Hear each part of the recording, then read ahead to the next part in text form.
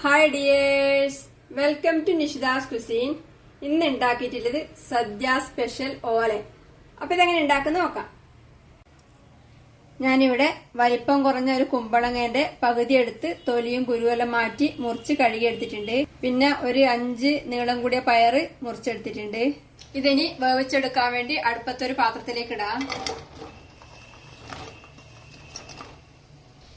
ഇതിന് തേങ്ങാപ്പാലിലാണ് വേവിച്ചെടുക്കണ്ട്. ഞാനിവിടെ 1 കപ്പ് തേങ്ങയുടെ 2/2 പാൽ എടുത്തിട്ടുണ്ട്. ഇതിലേക്ക് ഒഴിക്കാം.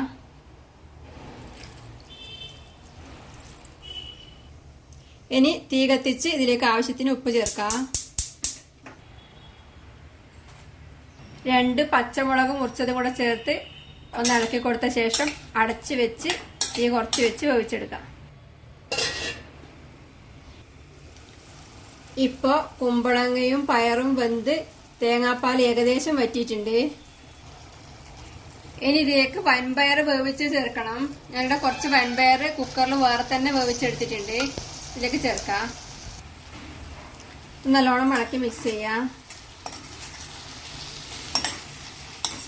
ഇനി ഇതിലേക്ക് തേങ്ങയുടെ 1/4 പാൽ ചേർക്കണം. ഞാനിവിടെ 1/2 കപ്പ് 1/4 പാൽ എടുത്തിട്ടുണ്ട്. ഇതിലേക്ക് ചേർക്കാം. നല്ലോണം ഇളക്കി ചൂടാക്കാം.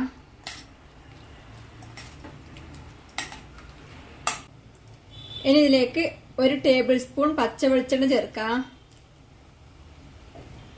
കുറച്ച് ഫ്രഷ് കരിയാമ്പലയും കൂടെ ചേർത്ത് നല്ലോണം ഇളക്കി കൊടുത്ത ശേഷം തീ ഓഫ് ചെയ്യാം. തേങ്ങാപ്പാല് തിളക്കുന്നതിന് മുന്നേ തന്നെ ഓഫ് ചെയ്യണം. 1/4 പാൽ ചേർത്താൽ അധികം തിളക്കാൻ പാടില്ല. നല്ല അടിപൊളി ടേസ്റ്റില് സദ്യ സ്പെഷ്യൽ ഓലൻ റെഡിയാണ്. തീ ഓഫ് ചെയ്ത് ഒരു ബൗളിലേക്ക് വിളമ്പാം.